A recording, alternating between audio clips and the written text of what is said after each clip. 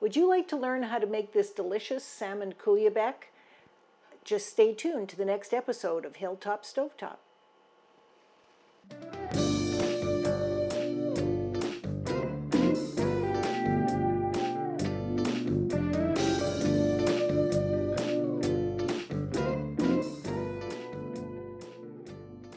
Hello and welcome back to Hilltop Stovetop, the show where we're teaching you how to make great meals in an ordinary kitchen.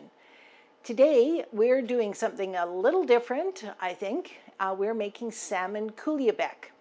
And the reason I've chosen to make this dish is I understand it was a favorite of Prince Philip. Now, Prince Philip recently passed away, and this is sort of my tribute to the royal family. Now, it's a little... It might seem like it's complicated, but actually it's a quite simple recipe if you are creative. Now, I mentioned in my last video about the spaghetti sauce that one of the secrets to preparing regular meals isn't having a whole bunch of meals set out and in the freezer ready to go. The secret is having all of the ingredients. And everything that we have here today were things that I already had in my pantry. It wasn't a case of going out and buying anything special. These were staples that I consider necessary to have in my kitchen. So, of course, we've got salmon. Now, I don't have beautiful salmon from the caught in the wild at Balmoral Castle. I've just got some ordinary frozen salmon fillets. This is critical. It's pre-made puff pastry. Now, it's okay to make puff pastry if you want, but it's a lot of work where you're taking the butter and the dough and, rolling it and freezing it and folding it, and way easier to just buy the stuff pre-made like this. Though that's the two basic ingredients. The other things that we have, fresh mushrooms. Now, if you've been watching my previous videos, you know that that's the kind of thing that if you have leftover mushrooms, you can chop them up and put them in the freezer, and it would be okay to use the frozen ones in this case. We've got onions, we've got hard-boiled eggs, and additional things, I've got some spinach and I've got some blue cheese. Those are totally optional. The last thing that I have to put in this is some rice. Now, I've already cooked the rice. You want to have that ready ahead of time. In this case, I've used a combination of japonica, red, and black sprouted rice. You can use plain white rice, you can use brown rice. It's very nice with wild rice. Something that's got that little bit more flavor to it is extra special. So we're going to start off with our mushrooms and our onions.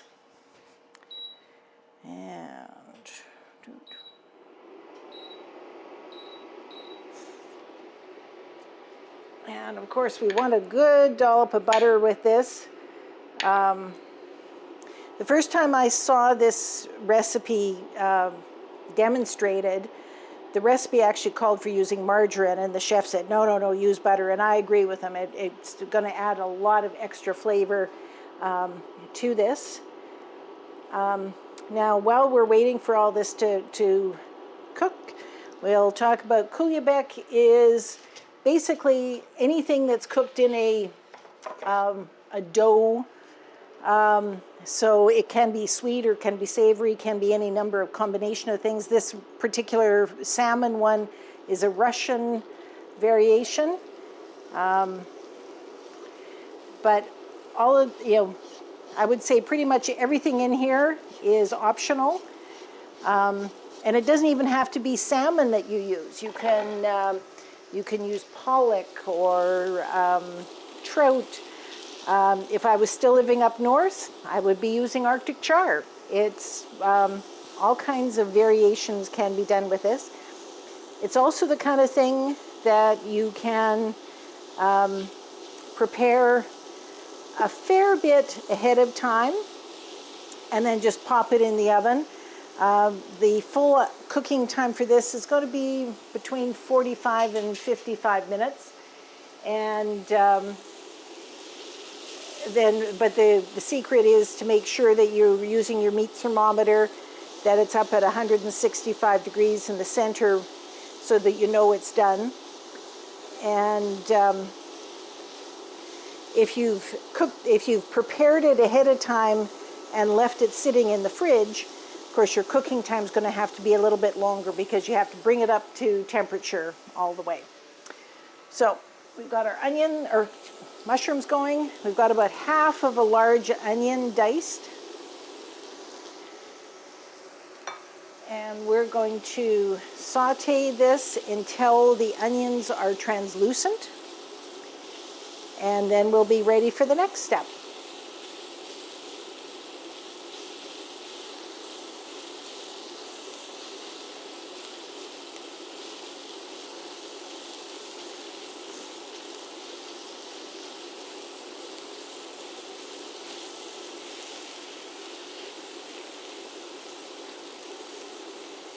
Okay, so I've got this, the mushroom and onion mixture. The onions are pretty much done. And now we're going to add in the rice.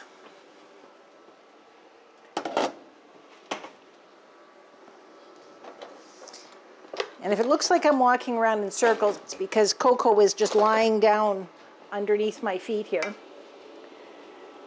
So we're going to add in, a good 3 cups of cooked rice. You may end up with extra filling.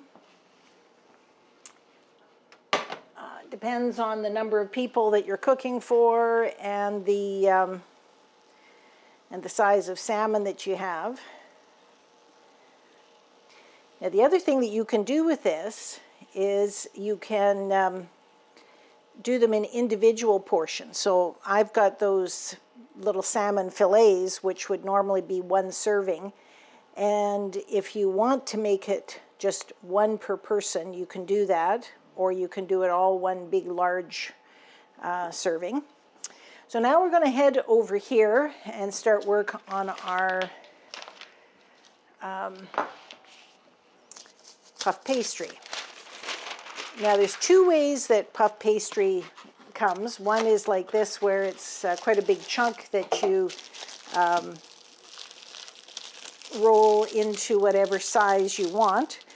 And then there's also the other type that comes where it's already pre-rolled and it's sort of a set shape.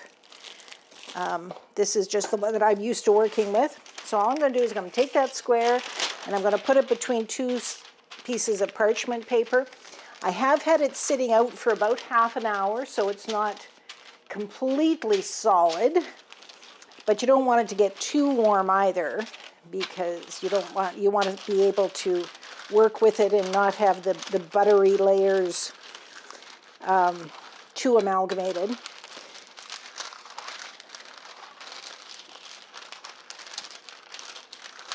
Now the one thing with this particular brand, if I recall, it is, what are the directions?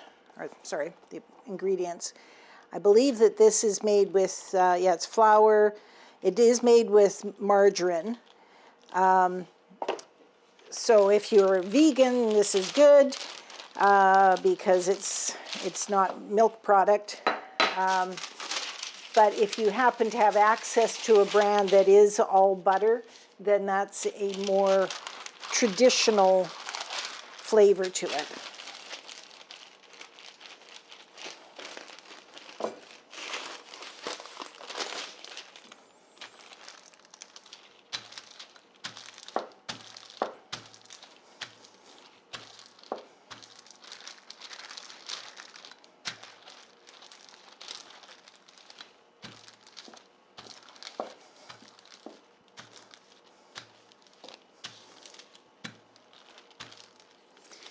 Let's just watch our thickness here.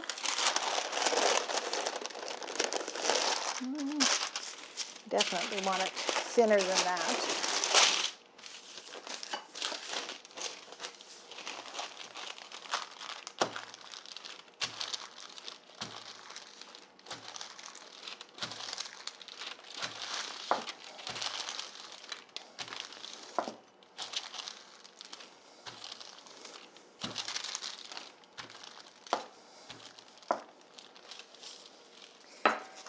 two ways that you could be doing this. One is to have it two pieces like what I'm doing.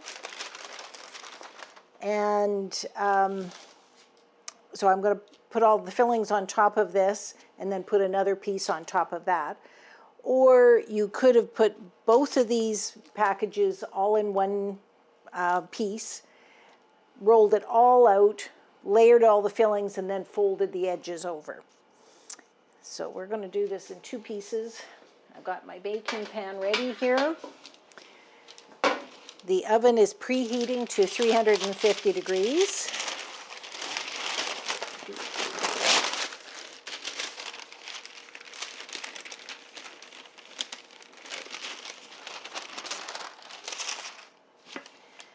Okay, so there's the first piece. Now we're going to take some of this filling, and where did I put my spoon? There we go.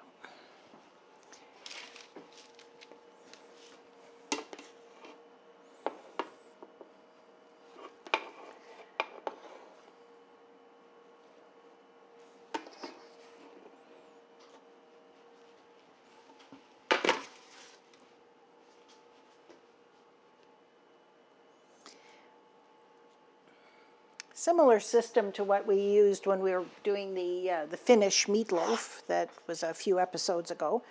And take a little bit of pepper and some salt.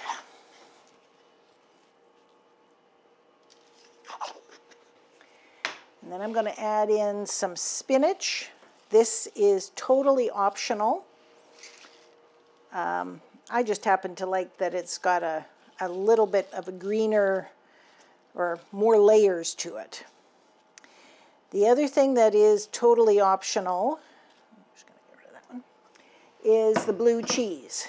And that could be replaced with another kind of cheese or no cheese at all. Just depends on your own tastes here.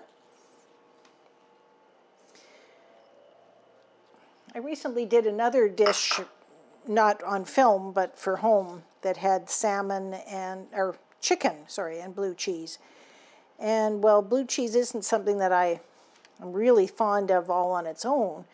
It was really good mixed with the chicken. And now the next thing is the hard-boiled eggs. Now I've already done these ahead of time, and in the Instant Pot for 4 minutes on high pressure on the Instant Pot. Comes out nice, perfect egg.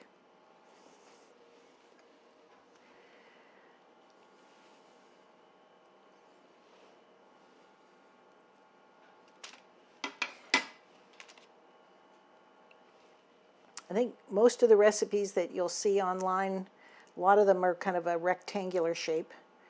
I seem to have made mine more round, but that's okay. We'll just cut it into pie shapes. Okay, now, oh, a little bit of dill. That's the next thing. Now, if this was summertime and I had fresh dill, I would absolutely use that as opposed to the dried dill.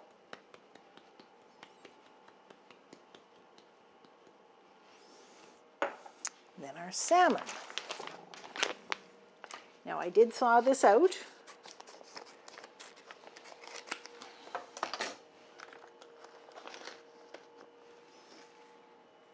Now, as you can imagine, if you had some fresh salmon that was a whole fillet, it would be awesome with this.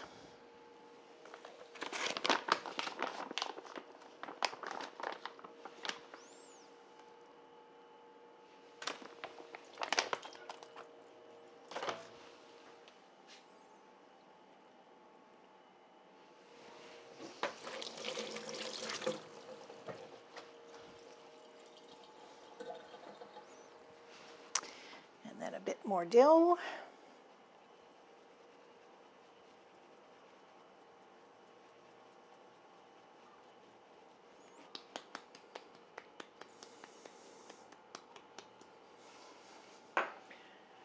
All we're doing is just layering this stuff here.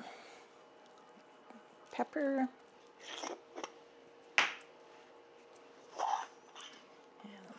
salt. And I'm going to put another layer of egg on top of this.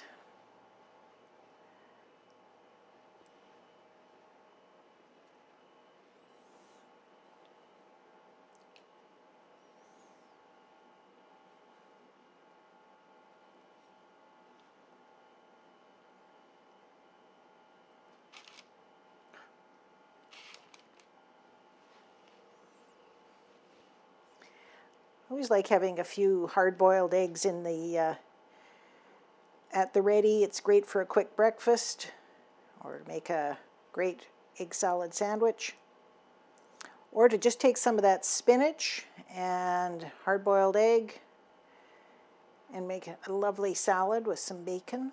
Ooh, sounds good, right? Okay, so we're getting kind of to the max here. But I think what I'll do is I'll just put a little bit more of the rice on top.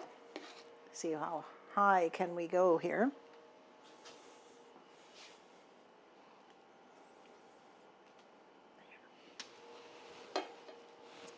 Now you could use the rest of that rice as a side dish to go along with this if you wanted.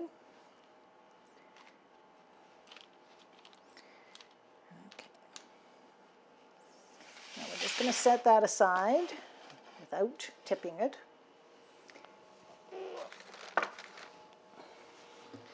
And I'm going to roll out the other piece.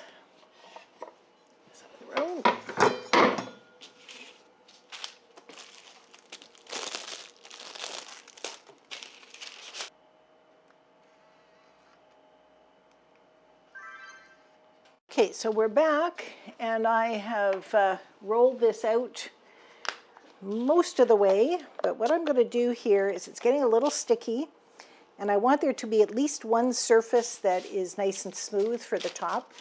So I'm just sprinkling a little bit of flour on the top here before I go ahead and roll it out the rest of the way. It won't take too much. It'll help if I put it the right way up. It won't take too much more to fit over that.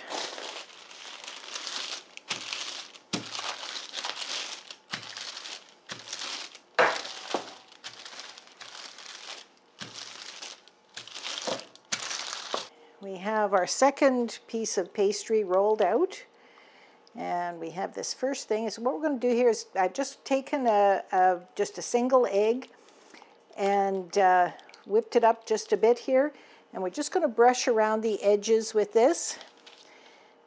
Egg is a wonderful gluey substance when it comes to putting pastry together.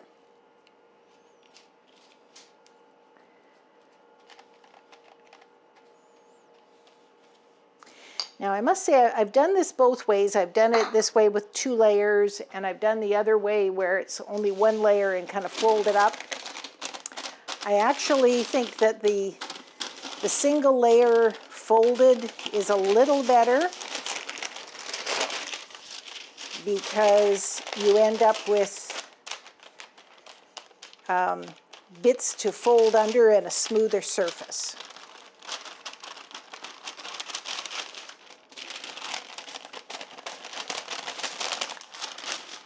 This is what happens is this pastry has gotten a little bit warm because we're under the lights here. It's okay, so it's getting a little stickier.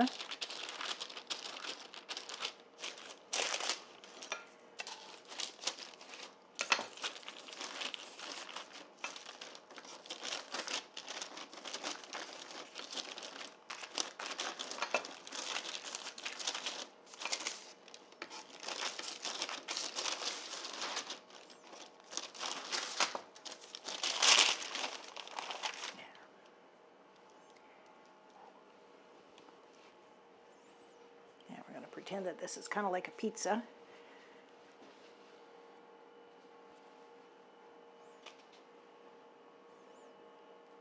And stretch it over the top. Stretch it all the way down to each side.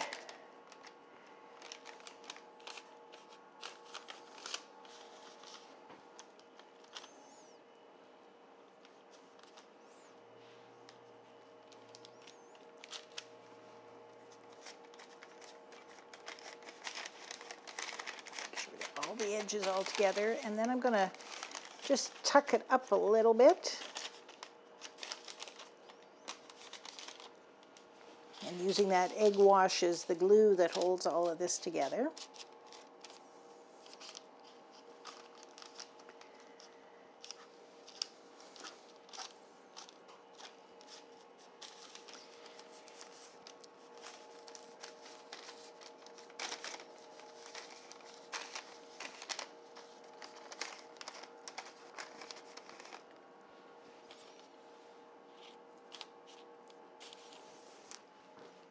And then just to be really sure that I've got this right, I'm going to take a fork and use that to crimp down the edges.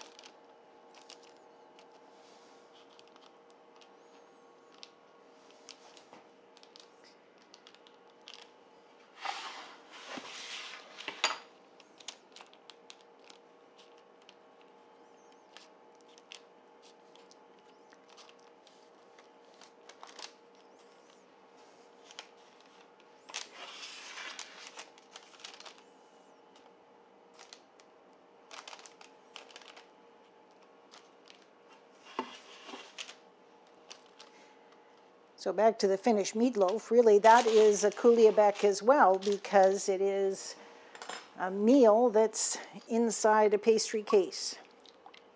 This is just pre-made pastry, much simpler. Now we're going to take the rest of the egg wash and brush over the entire surface, and that's going to give it a lovely sheen when it cooks. Now, depending on what you're using your puff pastry for, minimum cooking time for it is about half an hour.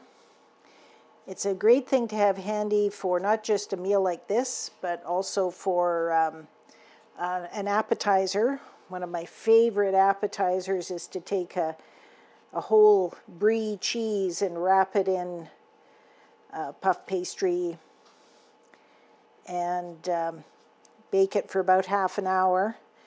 You can add a topping to it, some kind of a jam or a mixture of brown sugar and pecans is always good.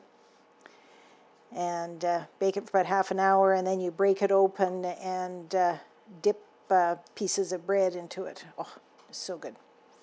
But this is another wonderful use for having a puff pastry, so that's why I say to me, it is a staple to have some of this in the freezer, so we're good to go.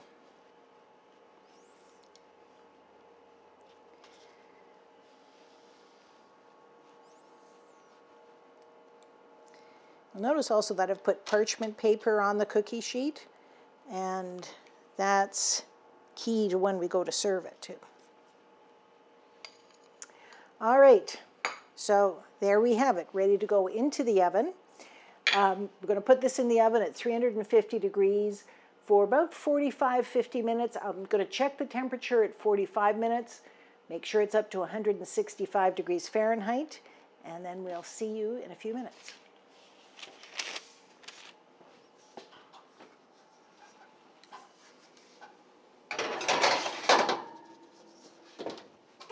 Okay, and we're back, and our Coulibiac is browning away nicely in the oven. We still got about 8 or 9 minutes to go on the cooking of that, but we're going to start on the sauce to go with it. Now, the first time I saw this prepared, it was done with a red pepper sauce. Not my particular taste. I've made it with Hollandaise sauce, and that was very, very good. And then I came across this one that is a dill and Dijon mustard sauce. So given that we have a lot of dill in there, and it seemed like a good kind of sauce to go with this. So we're going to start with turning on our little gizmo here. And we've got some white wine. And of course dill, and we're just going to simmer that down till the white wine is it's reduced to about half. So we'll fast forward through this part, just watch it boil up, and then we'll be on to the next. Okay, so that's reduced down now. And what we're going to do is add in a couple of tablespoons of Dijon mustard.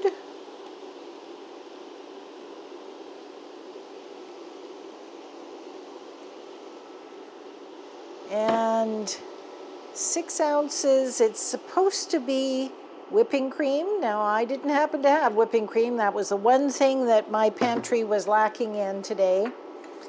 So that is just, it's regular whole milk. So it's gonna, it will take a little bit more to thicken.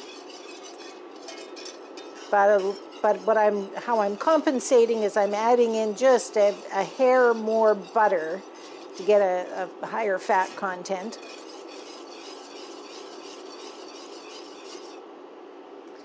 And we're going to simmer that up. And then I'm also going to add in some salt and pepper.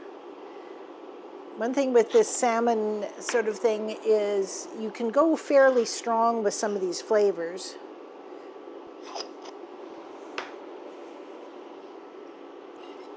Those of you that watch this show quite a bit know that this is a very different apron that I'm wearing today. And that's because my beautiful Hilltop Stovetop apron that Pauline gave me is in the wash today. So I've opted to wear this apron that was given to me by Ellie and Steph and Daryl Calder, who are friends of mine that live in New Zealand. And certainly brightens up the day in here. And I think it's going to be a great one because it's not going to show any stains. All this beautiful flowers in there hides a lot. So now I'm just going to give this a little taste.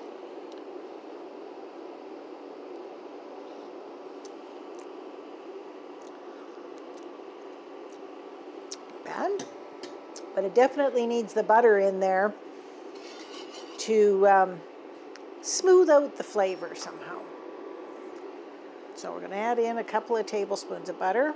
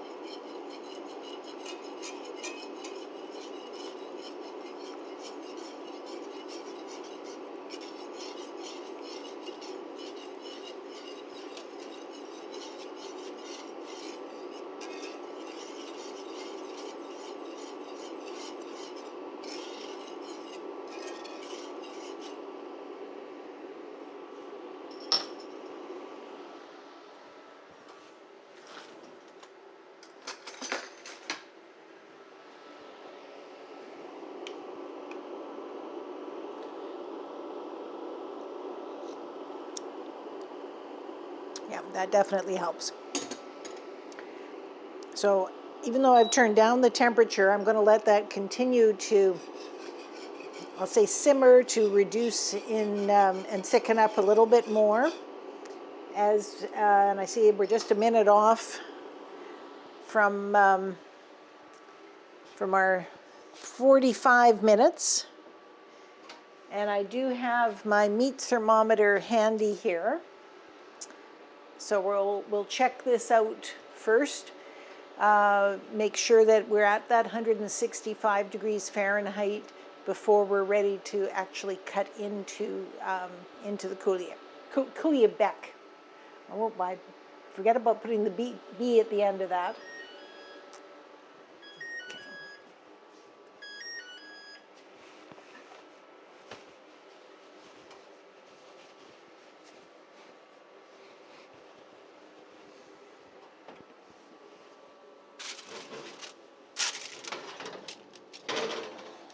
Okay.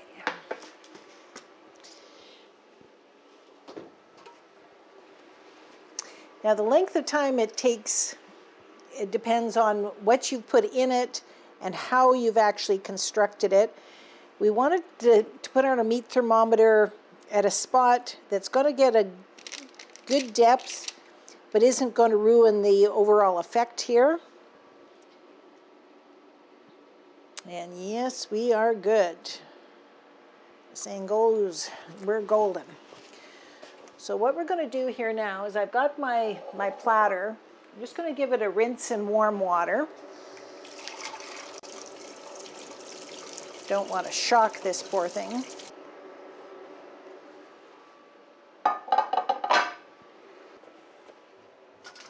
We should be good to go all the way through.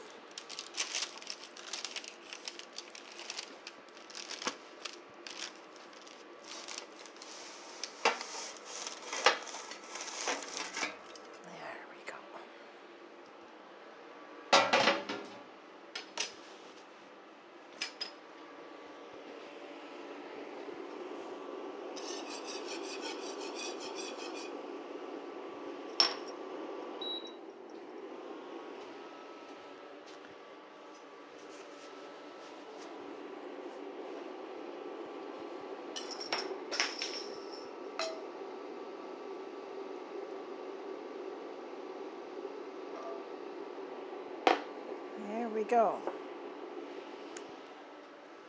So now what we're going to do, we have our sauce, we have our Coulibiac, Salmon Coulibiac, which is a favorite of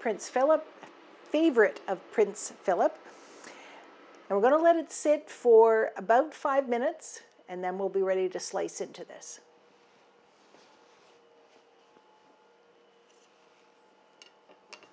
Okay, so here we are. We've let this rest for a little bit. You can tell as we slice into it how beautiful and flaky that puff pastry is.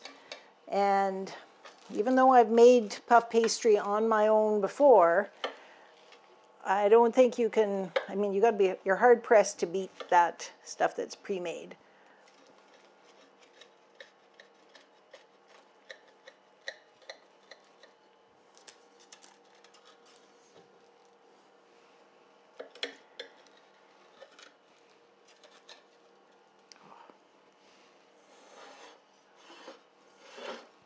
Just going to turn that around so the camera can see what we're like on the inside. Beautiful, moist fish and all the layers.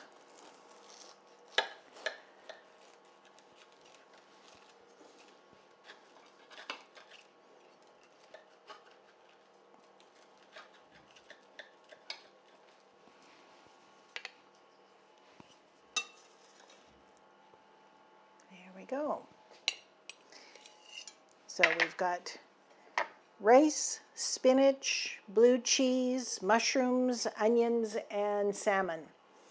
And this beautiful dill sauce to pour over the top. So there we go. So thank you for joining us here today on Hilltop Stovetop, where today we made Salmon Coulibiac, a favorite of the late Prince Philip. Hopefully you enjoyed today's episode. If you did, please like and subscribe.